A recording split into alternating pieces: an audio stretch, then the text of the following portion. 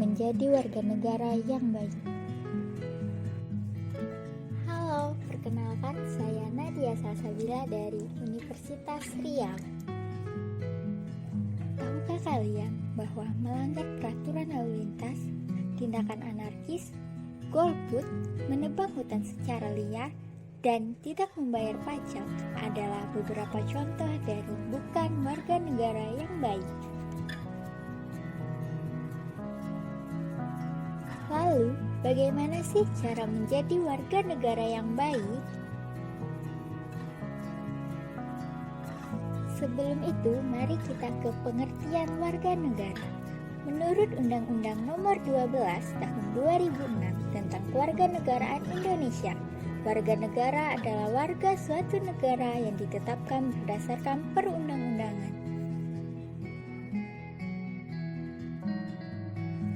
Nah, berdasarkan pasal 26 Undang-Undang Dasar Negara Republik Indonesia tahun 1945, yang menjadi warga negara Indonesia ialah orang-orang Indonesia asli dan orang-orang bangsa lain yang disahkan dengan undang-undang sebagai warga negara. Untuk menjadi warga negara yang baik, seorang warga negara harus memiliki paradigma warga negara pembelajar.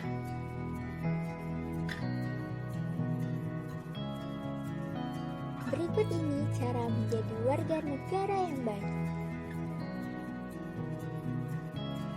Yang pertama, seimbang dalam melaksanakan hak dan kewajiban. Yang kedua, mematuhi setiap peraturan yang dibuat oleh pemerintah. Yang ketiga, mengharumkan nama bangsa di kancah internasional. Yang keempat, menjalankan pendidikan sesuai ketentuan pemerintah. Yang kelima, bangga memakai produk dalam negeri.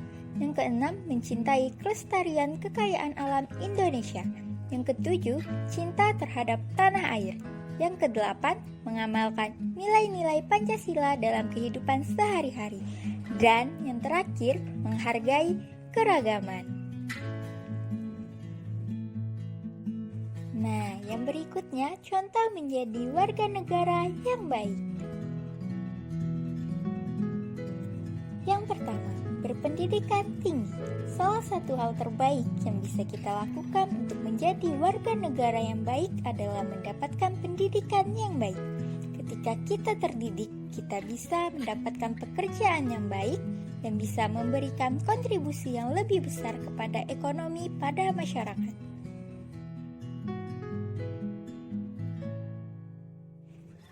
Yang kedua, bekerja keras. Bekerja keras penting untuk menjadi warga negara yang baik. Terlepas dari apa pekerjaan kita, ketika kita bekerja keras, kita memberikan pelayanan yang bagus untuk orang lain dan juga mendapatkan uang.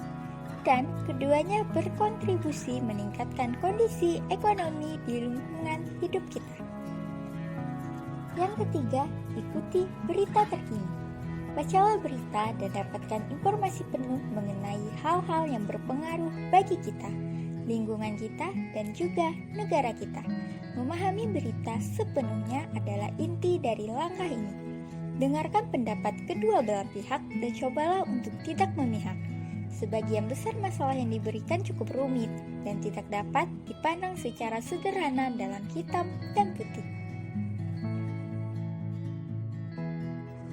Yang keempat, berikan rezeki Anda. Ketika kita cukup sukses dan punya waktu, uang, dan materi yang lebih, berikanlah sebagian ke masyarakat sekitar untuk masyarakat yang lebih baik. Ada banyak cara untuk melakukan hal ini. Yang pertama, menjadi sukarelawan dalam kegiatan kemasyarakatan. Yang kedua, membantu tunawisma. Dan yang terakhir, bersedekah. Jika Anda punya uang dan materi yang lebih, sumbangkanlah kepada mereka yang membutuhkan, seperti panti asuhan atau warga kurang mampu yang kita kenal. Pastikan bahwa orang yang menerimanya memang membutuhkan dan tidak akan menyalahgunakan sedekah kita.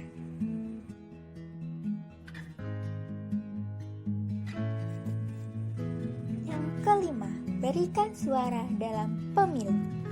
Hal terpenting yang harus kita lakukan sebagai warga adalah untuk memberikan suara dalam pemilu. Kita memang bisa menjadi tidak tertarik dan mengabaikan begitu saja, atau hanya menyumbangkan suara pada pemilu presiden.